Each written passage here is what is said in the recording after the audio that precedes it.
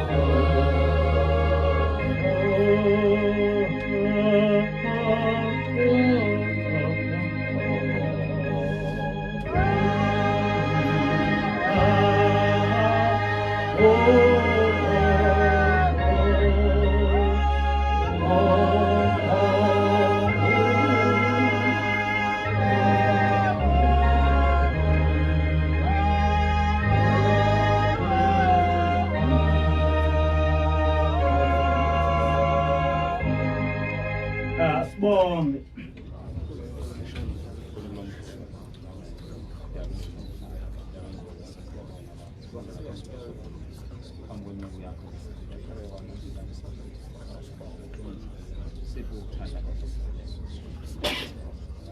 Amen.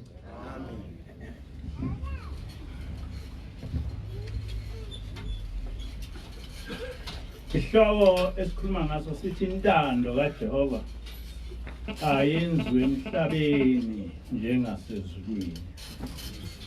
Intando kaJehova ayenziwe emhlabeni njengasezulwini.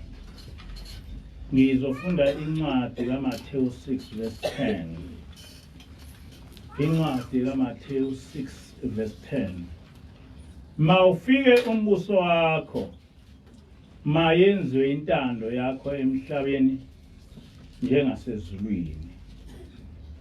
Mawufike umbuso wakho, mayenziwe intando yakho emhlabeni njengasezulwini. Ngesonto eledlule besinezivakashi. Lezi ivakashi ziphuma eJerusalem, ziphuma kwaIsrael, ziphuma kwi-village okuthiwa iDomino lapha abahlala khona. Kodwa ngokudabuka basuka eAmerica. Ukuchazileke uDr. Ben Yehuda noma uSa Amadil lonke uhambo lwakhe. Kodwa namhlanje ngiyafisa ukuthi okokuqala ngichaze ukuthi yini noma sihlangane kanjani nalezi insizwa zaseJerusalem. Eminyakeni ka-2006 kwafika ingilosi kithi egama layo uhlaleleni nonke eniyaziyo. Kwase kuthi ngo-October ngaye u-2006 le ngilosi yathatha umkhokheli yahamba naye insuku eziwu7. Ngokusho kamkhokheli yahamba naye yayisifika ingena emfuleni omkhulu omkhulu ngendlela esimangaliswa. Yathi mayisingene naye wahamba kulomfula kodwa wayeseqhamuka kwelinye izwe. Kuleli izwe wafica abantu abampofu abanezinwele ezinkulu nentshebe. Kodwa inwele zabo zithi kuba haha njengaye njengoba benibona uSa Amadil. Uthi-ke ingilosi uhlaleleni wayese uyamtshela ukuthi amaJuda la. Kodwa manje lamaJuda amfundisa ngobuNazaretha. Waba khona lapha insuku ezisikhombisa. Niyayazi ke indaba yakhe angizokulokho ngiyiphinda ngoba wayixoxa nalapha phambi kwenu ibhaliwe naphansi kuFacebook. Kodwa ma umkhokheli esebuya engitshela ngalaba bantu obafice ngaphansi kwamanzi, mangathi ngaphansi kwamanzi kodwa angikholwa ukuthi ungaphansi kwamanzi. Futhi nohlaleleni ngelinye ilanga wambuza umkhokheli wathi lo mfula engangena nawo kuwe ungawukhomba ukuthi uphi? Wayesethi umkhokheli ngeke ngikwazi ukukhomba. Uyayisithi ingilosi izinto zasezulwini uma ngabe uthathwa usuwezulwini ziyithathe umfanekiso wasemhlabeni. Lokhu kukhuluma kahlaleleni kwakusitshengisa ukuthi hayi ukuthi umkhokheli wangena esizibelweni ngempela ngoba ngisho ungangena olwandle ngeke ushona olwandle bese ufica umhlaba kulo. Ayikho into enjalo. Ngisho ungangena olwandle lushona kanjani ngeke lingashona lishona kodwa ngeke uzuphumelele emhlabeni omunye. So kusobala ukuthi amanzi lo angena kuwo kwakumfanekiso kodwa hayi ukuthi kwakungamanzi ngempela. Mhlawumbe kwakusezulwini ngoba washo njalo uhlaleleni wathi uma ngabe utshengiswa izinto zasezulwini uselapha emhlabeni ziyayithathe isimo salapha emhlabeni. Yangikhathaza kakhulu le ndaba yamaJuda. Kodwa yayisibuye idlula ngakhohlwa yona. Kodwa kuthema ngabe seku2010 sesiqala inkolo leli bandla lamaNazaretha kaNkulunkulu. Kwase uqala futhi kuba nokukhuluma ngamaJuda. Ngelinye ilanga ingilosi ithi kithi ningayingeni le ndaba yombango wasephakameni nasebuhleni. Abanye bethi abasebuhleni abayezulwini ngoba abekho ekuphakameni.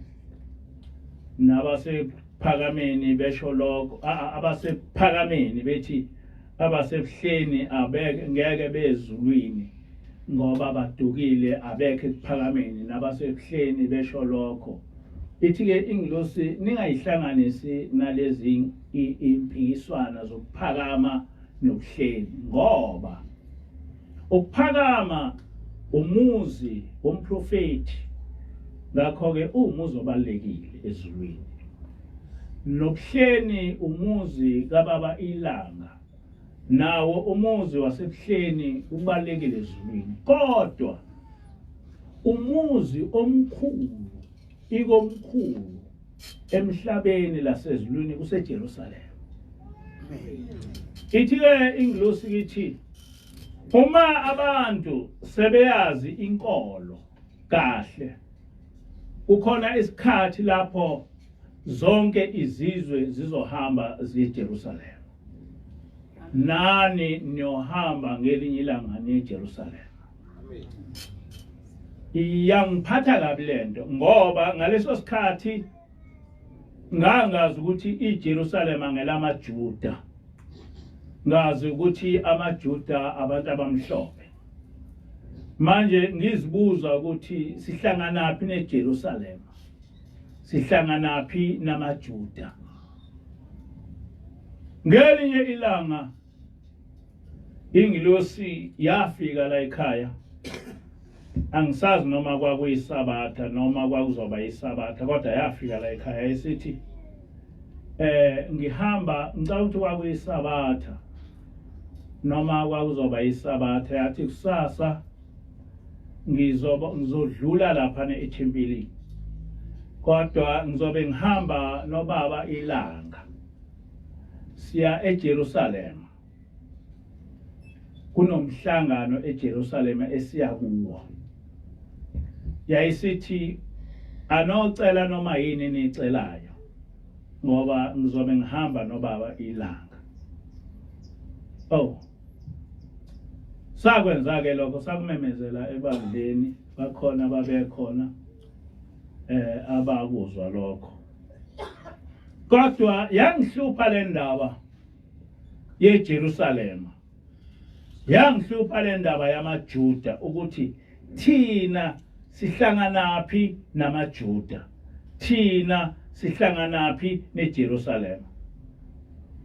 Kodwa ngase ngiyaqala manje ngiba ne-interest, ngathi angingaba nayo inzondo, ngoba lento isho umuntu wasezulwini, angiyifunde ukuthi imi kanjani.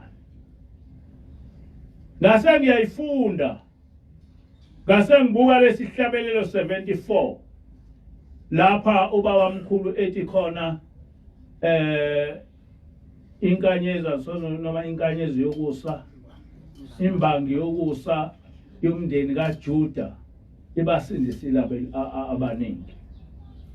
Ngathi uma ngibheka lesihlabelelo, ngathola ukuthi lembangi yokusa ebasindisile abaningi yomndeni kaJuda, uShembe akakhulumi ngoJesu, kodwa ukhuluma ngaye. Ngase ngiyabona ukuthi lento iyahlangana manje. uShembe uthi uyimbangi yokusa yomndeni kaJuda.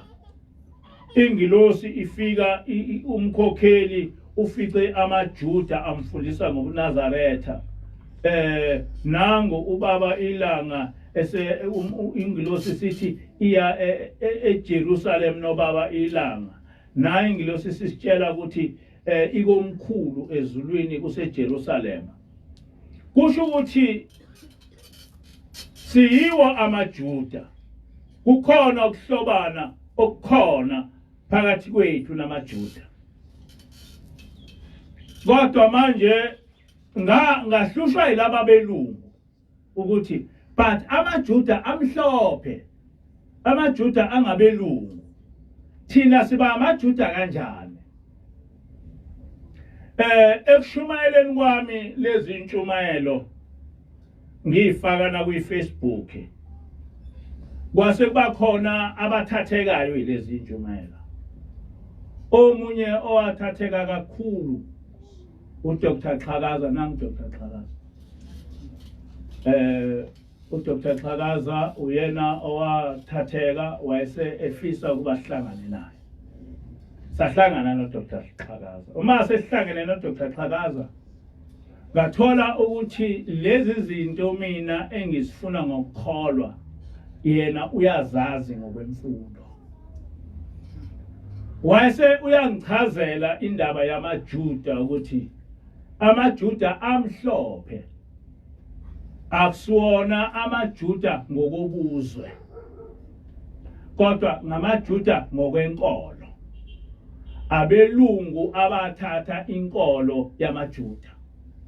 Njengoba nje kukhona iIslam, kuba khona abantu abamnyama abathatha iIslam, kodwa iIslam okuseqinisweni ngiyama-Arab ngoba uMuhammad wayi-Arab, kodwa nabantu abamnyama babangayiwa ama-Muslims.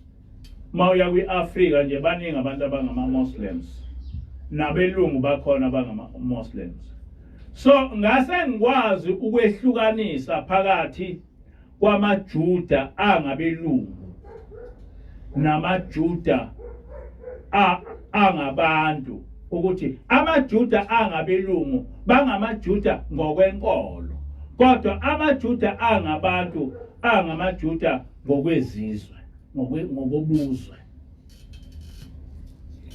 Ngenkathi sengino Dr. Xhakaza, uDr. Xhakaza wayese enginikeza incwadi eziningi nemibhalo eminingi efakazayo ukuthi singamaJuda, nefakazayo ukuthi abelungu abawona amaJuda ngokubuzwe, abelungu abasiyona inzalo kaAbraham, abelungu laba bangamaJuda abakaze bebe ngenye yezizwe ezu-12 zikaJakobe. Laba belungu abangamaJuda abakaze bethulwe eGibhithe. Kodwa kuthe kusenjalo ngase ngishayelwa ucingo noma ngathola iWhatsApp kuNtshangase uDumsana ethi, baba, le ntshumayelo yakho sihlanganile namaJuda angempela aseJerusalem. Wayese esengihlanganisa no Sa Amadili laba bebe Amadili, saxoxa sabhalelana njengoba eze wafika la eThekwini, wayeseza lapha phakathi kwethu ezosichazela ngobuJuda babo. Ngihlangane kanjalo namaJuda, kodwa akugcini lapho. Ngesonto njoba wayelapha uAmadili ngeSabatha, ngesonto ngihambile ngalapho ohlala khona, sahlala naye ama-hour amaningi kakhulu. Ngenkathi ngihleli noAmadili ngifunde izinto eziningi ngaphezulu kwalezi bengizazi. Exoxeni wethu uze wanginikeza ama-video ngoBen Ami, uBen Ami noma uBen Ami, umholi wabo,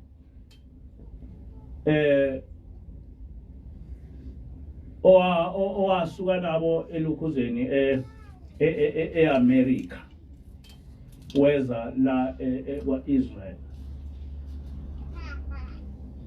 Ngamlalela uBen Ami ekhuluma. Lesihloko sami siqonde endabeni kaBen Ami. Uthi uBen Ami mayechaza indaba yakhe uthi,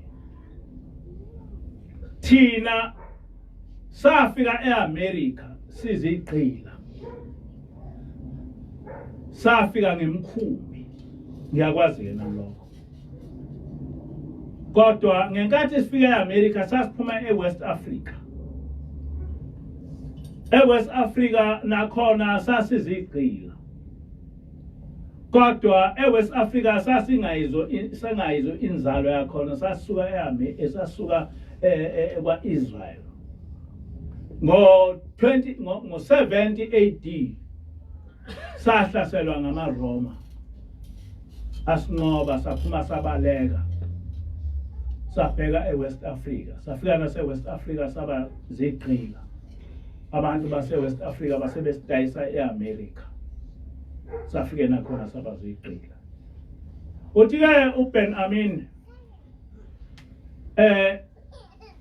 mina uyikhuluma ngaye ngakhula emndenini wakithi sazi ukuthi sizigqila ezalandwa eSouth eWest Africa zalethwa la eAmerica kodwa futhi sasazi ukuthi naseWest Africa sasingayibo abakhona sasisuka kwaIsrael uthi kwaku umlando wethu lo esasiwazi sisiAmerica noma ngabe sicula sasingaculi ngoGhana singaculi ngazo zonke ngomali na yonke amazwe aseAfrika singaculi nangemfundo yaseAfrika kodwa sasicula ngoJerusalem sicula ngeJericho sicula ngoJordan ngoba kwakukithi lapho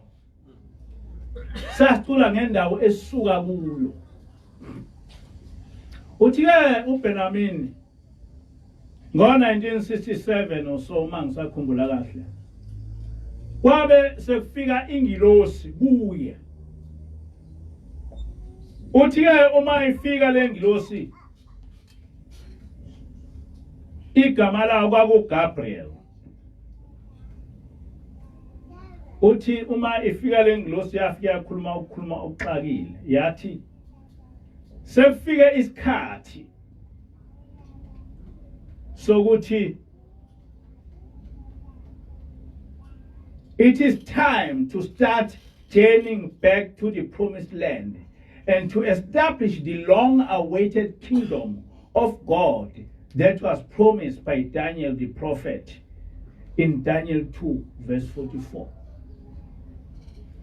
It is time to start journeying back to the promised land and to establish the long-awaited kingdom of God that was promised by Daniel the prophet in Daniel 2 verse 44. Uthi-ke ingilosi yafika yathi sekuyisikhathi manje sokuthi nibuyele emuva ezweni lesethembiso nifike lapha ezweni lesethembiso nakwe umbuso kaNkulunkulu ekade wawubhekiwe njengoba kwaprofeta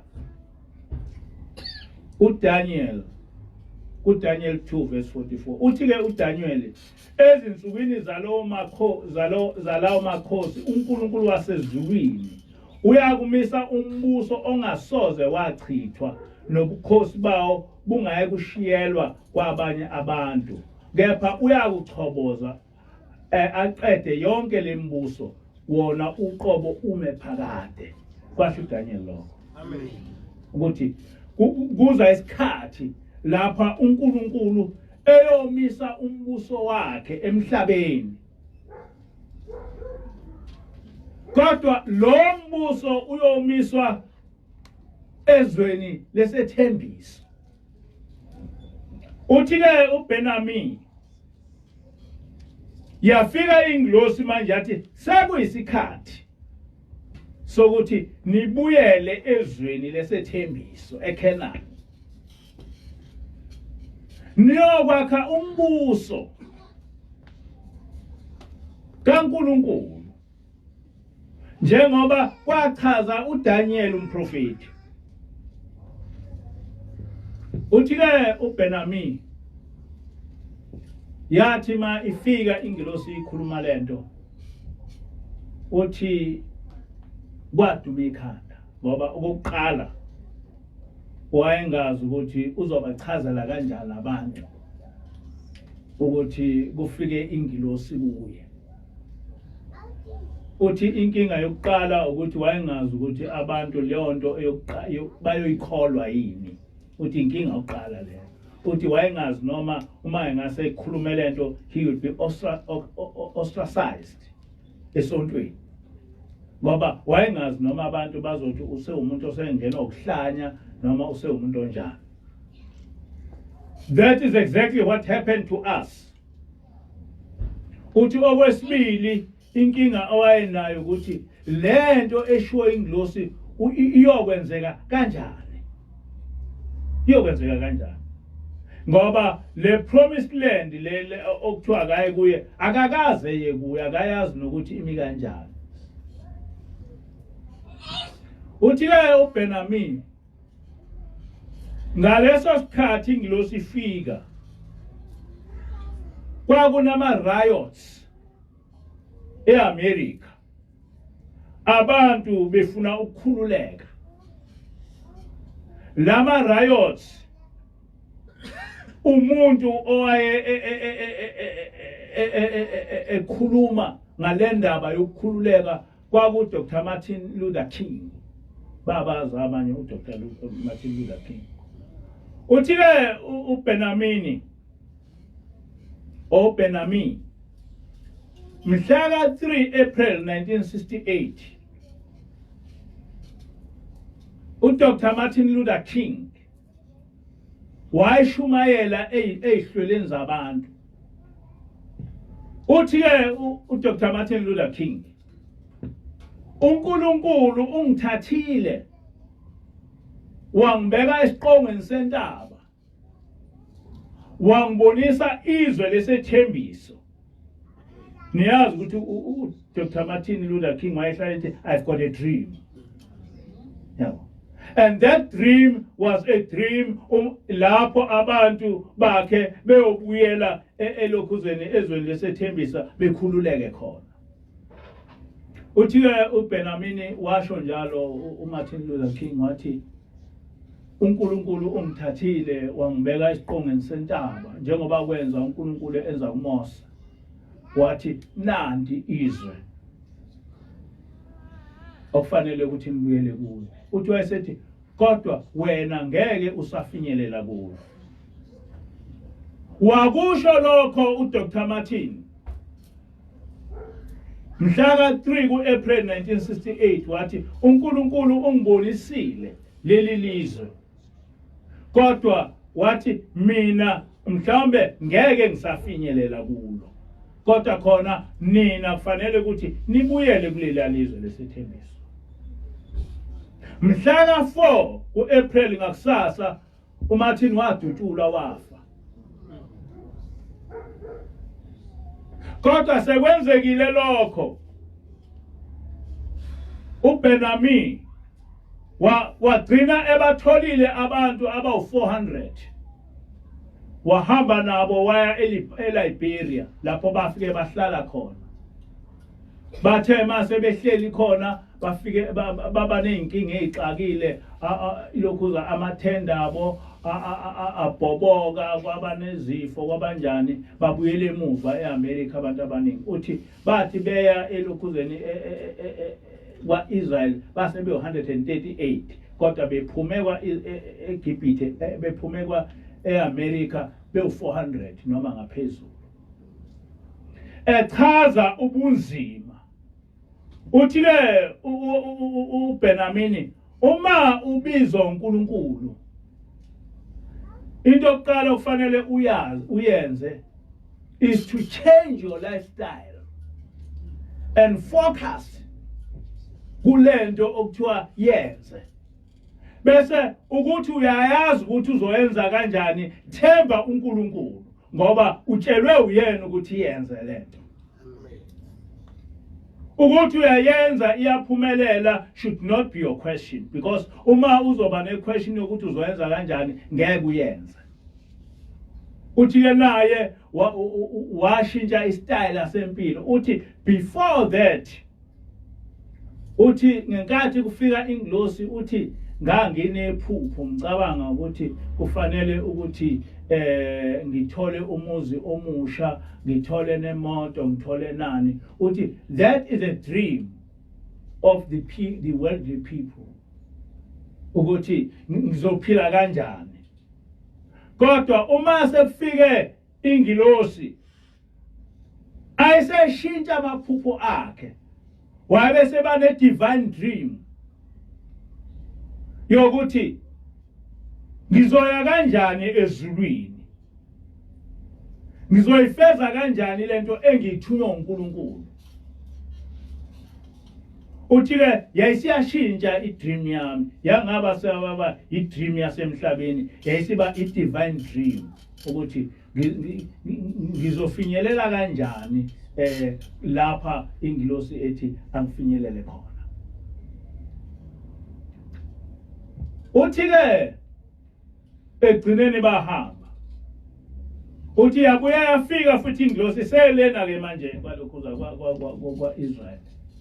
Isimtshengisa ukuthi yini okufanele ukuthi eyifundise. Uthi okokuqala yathi ingilosi, you must teach people to prevent all the ailments that are inflicting human family. Teach people to prevent all the ailments that inflict human family. Uthi ngenkathi befika kwa-Israel babenganalutho, bengakwazi ukuya ebhedlela, nezikole bengenazo zingafundi ingane zabo. Uthi kodwa saqala ukuthi sakhe umbuso wasezulwini, sakha i-curriculum ezofanela umbuso wasezulwini, siwakhele ingane zethu. Amen. Uthi sakha ama-institutions ahlukene azofanela umbuso wasezulwini. Uthi ingilosi okwesibili yathi, you must teach people how to restore manhood to man, womanhood to women, and childhood to children. Kufanele ufundise abantu laba ohamba nabo ukuthi umuntu wesilisa, ngoba uthi yaqala ngokuthi uzofundisa abantu izindlela zokuphila ngokukaNkulunkulu.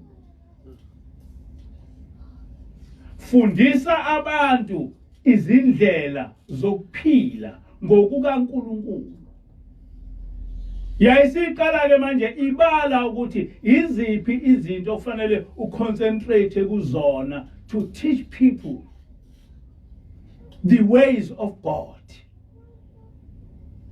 Firstly, you teach them how to prevent the ailments etholakala kubantu. And secondly, you teach them how to restore manhood to man. You teach them how to restore womanhood to women, how to restore childhood to children. Ngithe uma ngibuka ama video abantu basedomino, ngathi sihlale sithi sikholiwe kodwa sikakhona. Sihlale sithi sikholiwe kodwa sikakhona. Wonke amakhosikazi lapha anafaka ingubo ezinde ezishaya emaqakaleni. Bonke. Emakhanda abanye bavula inwele, abanye belukile, abanye bashuqule. Kodwa akhona oyedwa umuntu wesifazane khona oneinwele ezifakelwe zezinye izizwe, ayikho leyo nto. Bonke amadoda khona onke afana nathi njengoba singamaNazaretha. anehluthu anentshebe. Umehlukane engithe ngawubona ukuthi laba abancane noma babuye beyiphungula inwele kodwa abayiphucule amakhanda. Kodwa nje onke amadoda akhona anehluthu njengoba benibabona nalapha abagundi. Banehluthu. Bonke abantu bakhona bagcina isabatha. Kubona isabatha njengoba ngeke ngachaza abadli ngesabatha ngaphandle kweingane less than eziko 11 years kuya phansi. Kodwa nje bonke abadli ngesabatha bayalinda. Ithi-ke okwesine yathi ingilosi fundisa abantu ukuthi how to restore paradise on this earth. How to restore paradise in this earth. Ngamanye amazwi ulapha emhlabeni uyiphila kanjani impilo yasezulwini. Ulapha emhlabeni uyiphila kanjani impilo yasezulwini. Nangempela laba abantu overall basifezile lesi sicelo sika Jesu sokuthi umbuso kaNkulunkulu nentando kaNkulunkulu ayenziwe emhlabeni njengoba yenziwa ezulwini. Amen.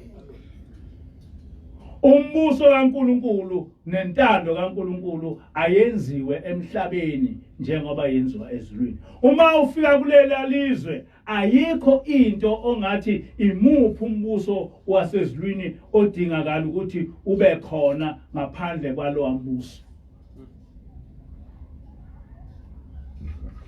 Ayikho. Yabo. So sine pilot project yokuthi umbuso kaNkulunkulu ubanjani emhlabeni.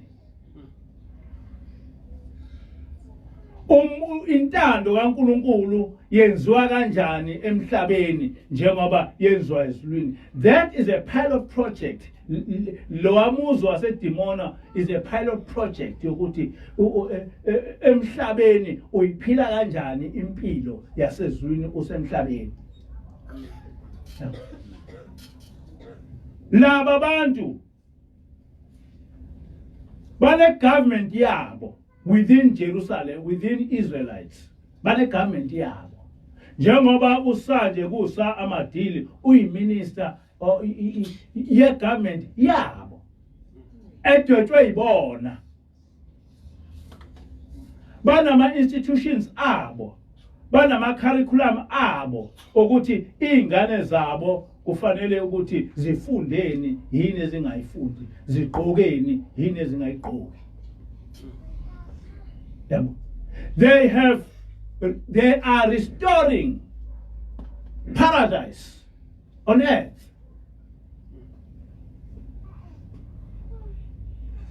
Lento eyashiwo uJesu ukuthi ilokhuza umbuso kaNkulunkulu awube semhlabeni nentando kaNkulunkulu ibe semhlabeni njengoba yenziwa ezulwini. Now it has started. Now we have got people abashiya konke eAmerica bahamba ngenyawo bakhetha ukuhlupheka, behluphekela to restore the kingdom of God on earth. And they were led by an angel. Yathi ingilosi hambani lapha near Jerusalem. Njengoba nolokuza iCanaan noma iIsrael. Kwasho uNkulunkulu kubantwana bakwa-Israyeli ukuthi hambani niyezweni lesethembisa engethembisa lona oyihlo o-Abraham ukuthi noya kulo bahamba baya kulo. Kodwa ngo-70 noma even before that ngo-70 baxoshwa uthi uLokhuzo Amadili ngenkathi bephuma okhokho bethu elokhuzweni eJerusalem elokhuzweni kwa-Israyeli babengaphethe lutho ngoba babehlaselwa ngamalokhuzo not ngamaGibhithe ngamaRoma. Uthi kodwa into esaphuma nayo i-oral tradition yethu, i-culture yethu, noma sahlabelela ngeJericho, sihlabelela ngeJerusalema, sihlabelela ngomfula iJordani ngoba kwakuyizwe esiqhamuke kulo. Manje we are back kulelo lizwe. Njengoba ngeke ngasho ekuseni uthi uBenjamin to deceive is not just to lie, but is to convince people that your lie is the truth. We were deceived because land is not just a lie, but we have been convinced that the lie is the truth. It is geographically accepted ukuthi Israel African tectonic plate that is geographically, scientifically there. Uthi ilokhuza ulimi noma le Bible kwakuyisHebheru. Uthi it is accepted ukuthi isHebheru is an African language. Noma ungayifunda isHebheru is an African language. Uma uthatha ulimi lesingisi, uthatha ulimi lwabantu abamnyama nelesHebheru kuyafana. Njengoba ngisho ngithi ngolesithathu bengile elokhuzeni bengibezwe lapha ebiblical school lapha ebiblical society lapha khona okwakhiwa khona iBhayibheli elisha lesizulu. Leli iBhayibheli lihunyushwe lisuswa eShebherwini. Uthi ke omunye maye addressa indaba yesHebheru uthi isHebheru siyafana nolimi lwabantu. Kusho ke akusasho yena uAmadili, kusho ke laba belimi. Uthi ngesHebheru uma ukhuluma ngothando, igama lothando lunye. Kodwa uma ungaya elimini zesiGreek, igama lothando lingaba nama words over 20. Lichaza nje ukwehlukahlukana kothando. Nabo bahumusha iBhayibheli from isHebheru ngoba isHebheru iBhayibheli lalibhalwe ngaso. But the question is, lesi isHebheru siphenduke kanjani saba abelungu? How? Uthi Amadili kwa-Israel by nature akakwazi umlungu ukuba kwa-Israel ngaphandle ama-Azele njengoba nala eSouth Africa abelungu bekhona. Kodwa umlungu uba se-Europe ngoba i-Europe iyabanda. Akakwazi umlungu ukuba kwa-Israel. Uza kwa-Israel njengoba abelungu bekhona lonke indawo ngokuvakasha noma ngokuhlala kulokhuza. Kodwa nje ngokwemvelo ilokhuza ikuyiplate yase-Afrika akakwazi ukuba khona. Ngoba akakwazi umuntu omhlophe njengomlungu ebese Afrika. Ngoba iAfrika ilizwe elishisayo elinganalo iqhwa. Kodwa we were so convinced ukuthi abelungu ngamaHebheru. Njengoba kade esho umfundisi ekseni, bafike bekuthathe bekufundisa ukuthi wena uyiGentile, bona bangabantu bakaNkulunkulu. Uhambe wena umuntu omnyama uyofundisa abantu ukuthi bangama Gentiles, bamukele uNkulunkulu through abelungu. Bethathe uJesu wakithi bemphendule bemenza intaliyane, bese wena ukhuleka kwintaliyane uthi uNkulunkulu wakho. So uthi ke ulokhuza uBenami, to deceive is not just to lie, but is to convince a person that this lie is the truth.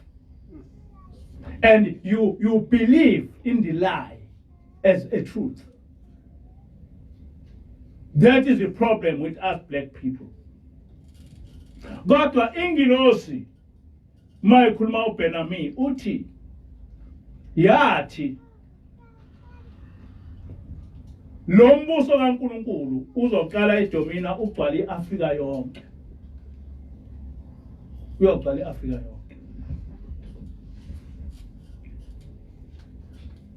Manje iconcern yami eyokuthi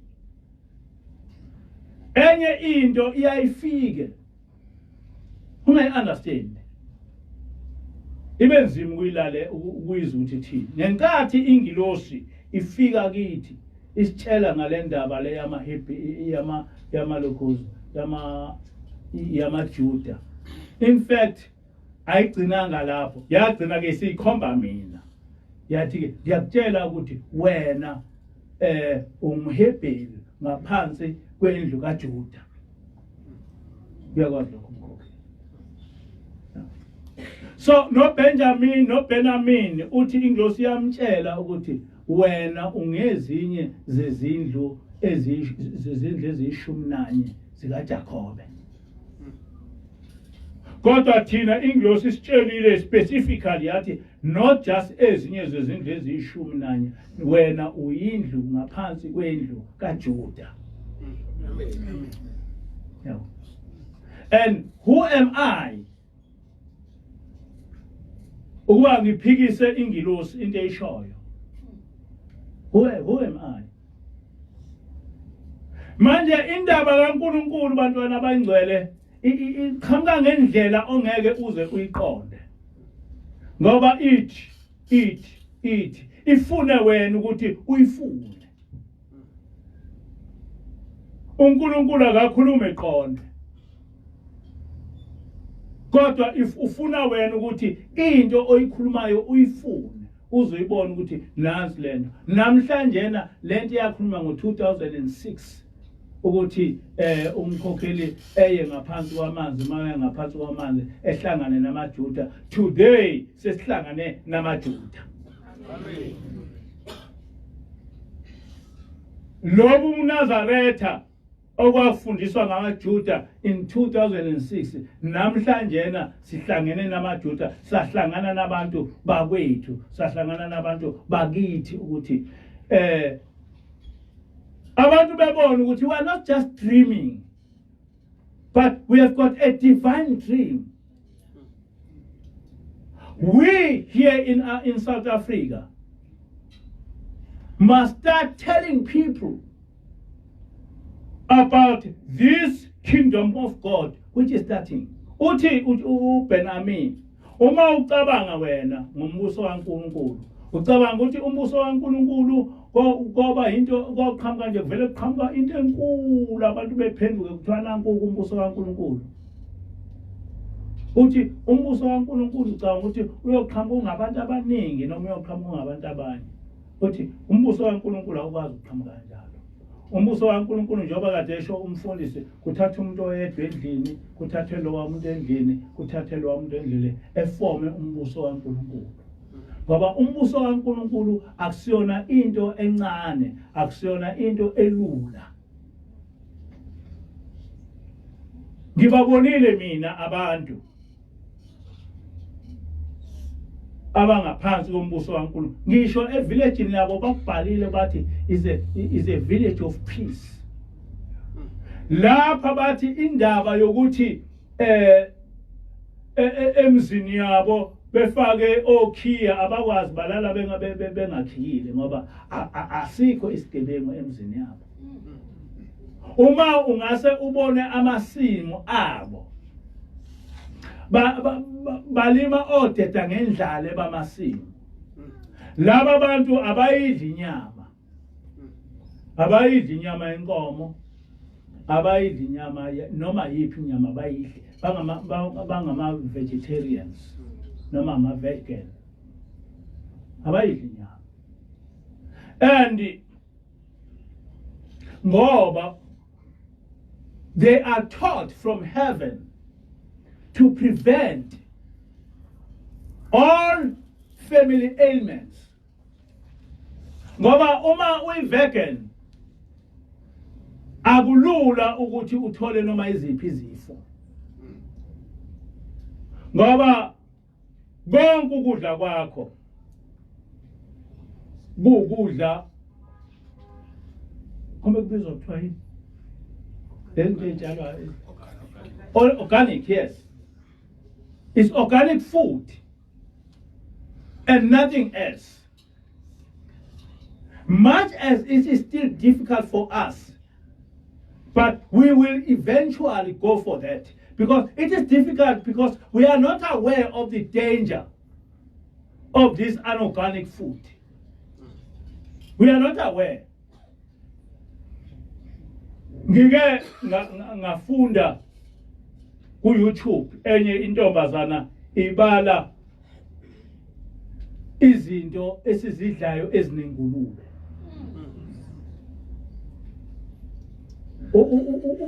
Angifuna ukuthi ngizisho ngoba uma ngase ngizisha ngazi ukuthi ngizodlana. Angeke ngikwazi ukuthi ngisho ngizihle ngoba uma ngase nginitshele izinto ezinengubo le ngulube wena ucabanga ukuthi kuma ingredients uzothola igama elithi pork. Kanti hayi. Lezi zinto zengulube zibizwe ngalokho khona ukudla esikudlayo okwakhiwe ngamathambo engulube. Okwakhiwe ngamafutha engulube. Ngisho amafutha lana esiwadlayo daily amafutha engulube. Kufaka ingulube. Yo kuningabi ukudla esikudlayo okunengulube. And if we start learning ukuthi sidle i-organic food and sibe ngama vegetarians noma ama vegan, ilife yethu izoshintsha. Labana abagcini ngokuthi betshale bashayela umthetho ukuthi bonke abahambe ekseni beyolokhu beyojima bonke zingane abantu abadala omama obani bonke kufanele ukuthi bejime. Akugcini ngalokho bafundisa ukuthi bonke kufanele befunde ukuphuza amanzi kakhulu. Isizwe sonke kufanele bephuza amanzi kakhulu bonke. Bengihleli no amadile ngixoxela zonke lezo. That is life abayiphilayo. Uthi indaba yokuthi nje begule into abangayazi. Because they have been taught ezulwini ukuthi to prevent ailments, to prevent disease.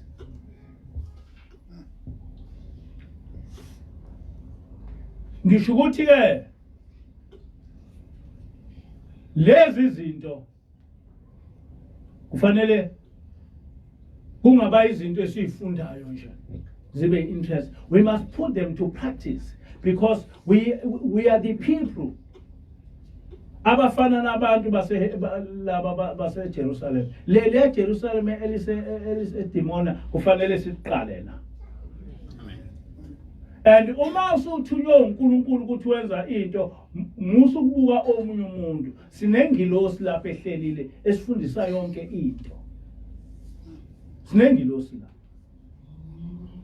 njengoba ngixhumene nabantu basedimona njena ngixhumeke through ingilosi esifundisile iyona ingilosi esitshele ukuthi yonke impilo yethu ikwa-Israyeli njengoba namhlanje ngikhuluma ngendaba kwa-Israyeli akusiyona into engivele ngaba nogqozi lokuyikhuluma cha kunalo ugqozi kodwa ngithunyiwe and engikuthunyiwe I must put it into practice fanele ukuthi nonke niyifunde leyo nto ukuthi uma kuthiwa restore iparadise ichaza ukuthini to restoring paradise kusho ukuthi phila impilo kaNkulunkulu holistically yabo ukwazi ukuthi uNkulunkulu ufuna ukuthula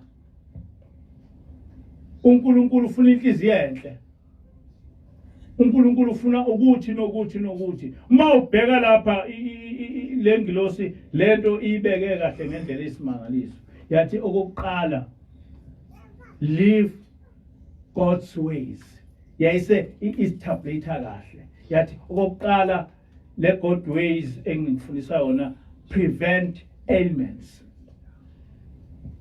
yayisithi okwesibili restore manhood if you are a man restore womanhood if you are a woman but that womanhood must be in accordance with God's laws it must be in accordance with God's ways of living it restore childhood if you are a child you teach your child to restore childhood kaNkulunkulu wena umuntu wesifazane teach yourself to restore ukuba inkosikazi kaNkulunkulu ngokaNkulunkulu wena oyindoda fundisana ukuthi nibe ngamadoda ngokaNkulunkulu hayi ukuthi uthi uyindoda futhi ube umfazi hayi ukuthi ube umfazi futhi ube indoda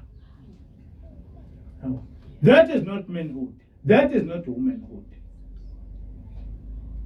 hayi ukuthi ube inkosikazi esathanda ukuba intombi uthi inkosikazi ufuna futhi at the same time ukuthi uattract amadoda hawo njengoba ngishilo nje ngibonile lapha amakhosikazi ingane zifaka amabhlukwe ezincane kodwa lamabhlukwe hayi lamabhlukwe akhona lamabhlukwe afana nalamabhlukwe afakwa zingane zamandiya ofike kube yibhlukwe bese kuba iskate eside sivi lokho ubone ezansi ukuthi ibhlukwe